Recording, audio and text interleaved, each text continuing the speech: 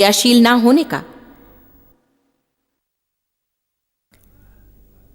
आप ऋण मुक्ति के लिए प्रार्थना कर सकते हैं जब तक चेहरा नीला ना पड़ जाए, मगर यदि आप खर्च बंद ना करें, अनावश्यक वस्तुएं ना खरीदें और भावनाओं से जीना जब तक बंद ना करें कि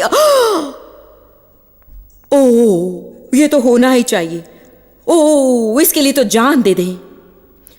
सच बात यही है, आप कुछ लोग जान दे रहे हैं।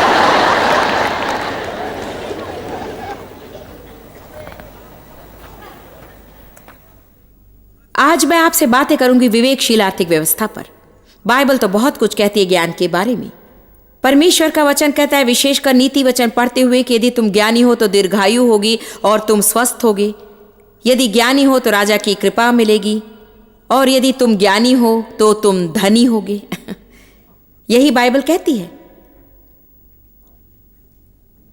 ज्ञान हमें भावनाओं से और सिर से काम लेना छोड़कर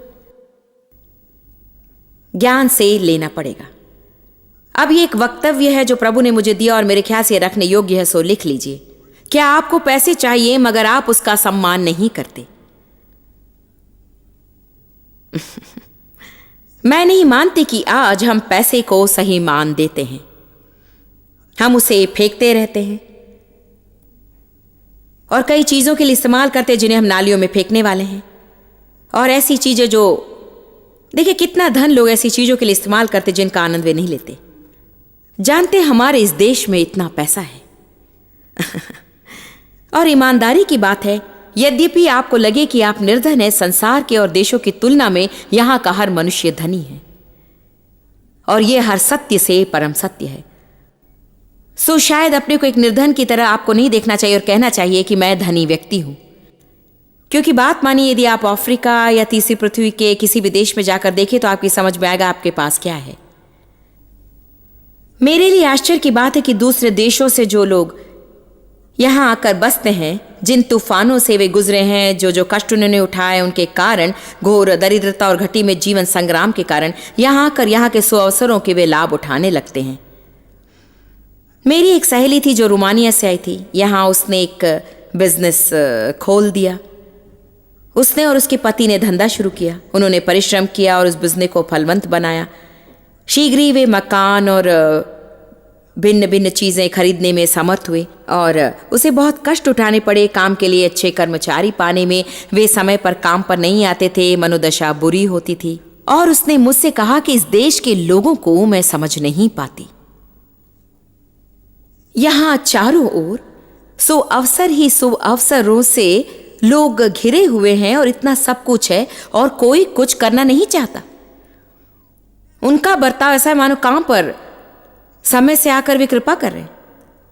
मेरी समझ में नहीं आता, दोस्त, अगर तुम रहे होते जहां मैं थी और तुम्हें 2 घंटे लाइन में खड़ा पड़ता एक टुकड़ा डबल रोटी को पाने के लिए,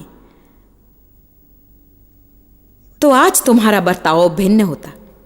हमारे पैसे को मान नहीं देने का एक बहुत बड़ा कारण है कि हमारे यहाँ धन बहुत है, विभव बहुत आयत में है। ऐसी संगोष्ठी को भी मान न देने के समान बात हुई। ये तो मैं इंडिया जाकर दिन भर प्रचार कर सकती हूं और कोई हिलेगा नहीं,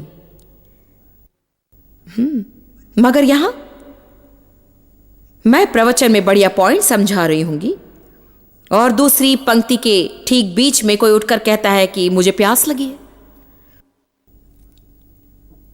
मुझे बाथरूम जाना है। क्या आपको नहीं लगता कि मुझे भी बाथरूम जाना हो, लेकिन मैं नहीं जाती।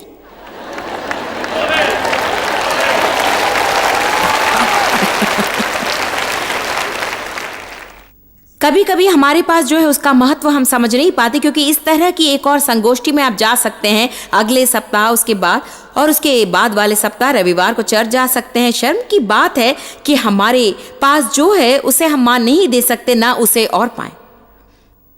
मगर लगता है कि जितना ज्यादा हमारे पास कुछ हो उतना ही कम मान हम उसे देते हैं, उसे सराहते नहीं और ना ही कहते कि वाह कैसी आशीष है। हमें पैसे को मान देना सीखना चाहिए। नष्ट करना और बुरे परिचारण का अर्थ है उसे मान नहीं देना।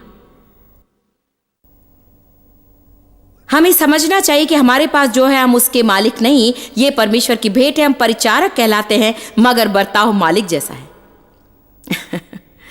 परिचारक वो है जो किसी और की जायदाद की देखभाल करता है। आमीन।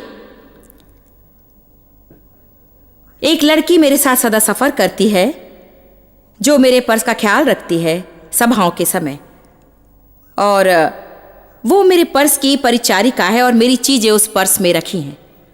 और वो जानती है कि पर्स को कहीं रखकर भूलना नहीं, और ये कि मेरे पर्स को लेकर कहीं नहीं चले जाना है, और ये भी कि जब मैं यहां से निकलूंगी उसे पर्स को मेरे पास लाना है, क्योंकि मेरी सुंदरता निखारने वाली चीजें उसमें हैं।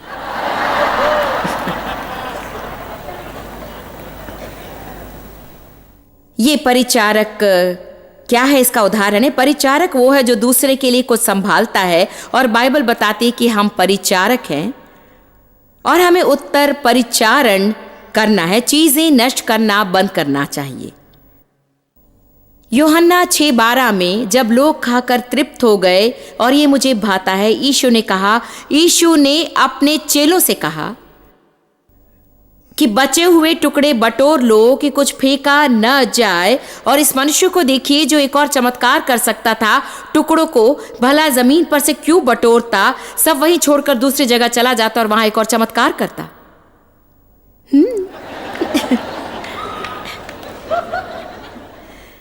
एक बार एक व्यक्ति को मैंने कहते हुए सुना था, और इससे मैं असहमत नहीं हूं, मगर इसमें संतुलन चाहिए। उसने कहा, जीवन में ऐसे अवसर आते हैं जब नष्ट करने की योग्यता आप में है। उसने कहा, उदाहरण के लिए जब आप रेस्टोरेंट में हो और बिल्कुल सचमुच उस लेमन मेरीन पाई का एक टुकड़ा चाहिए ही चाहिए, मगर आप जानते हैं कि उस पूरी चीज को आप नहीं खा सकते हैं।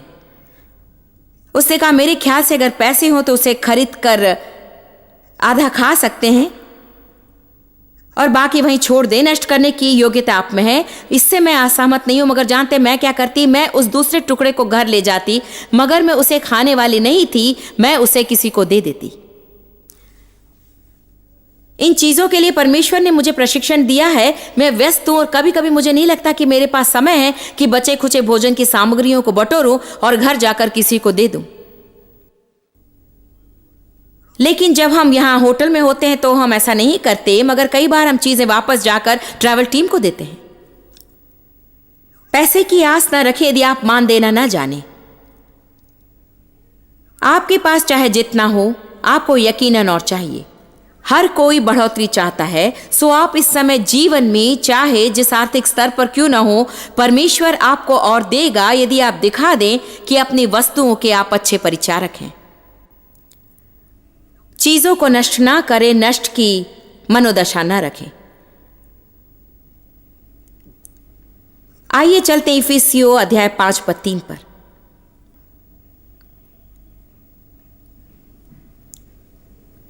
इफिसियों 5:3 विस्तृत बाइबल।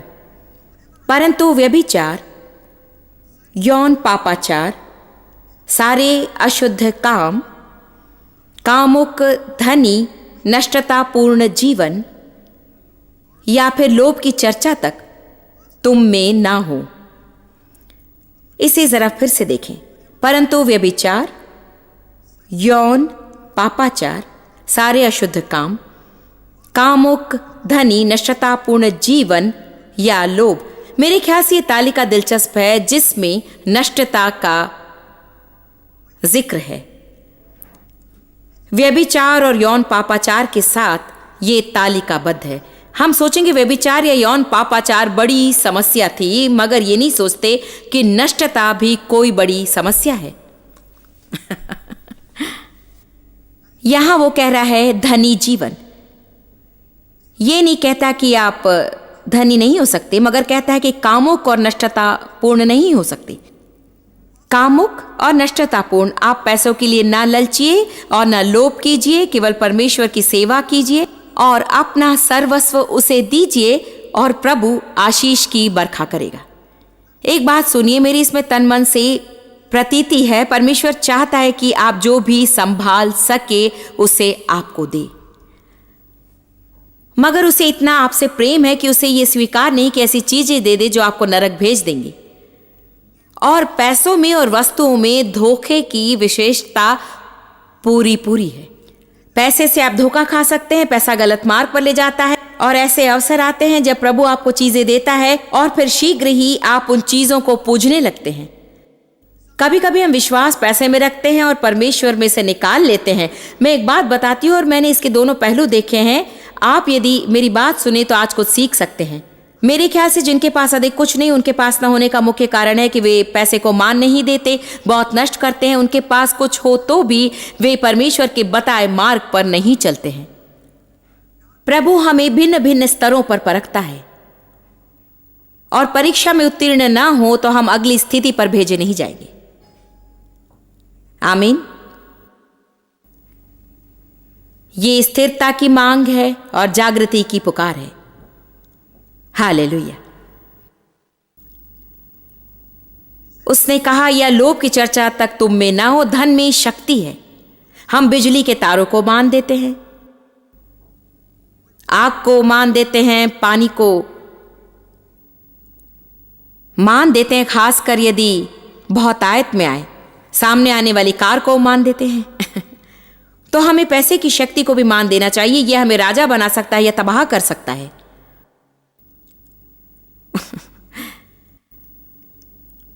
उधार लेने वाला उधार देने वाले का दास होता है।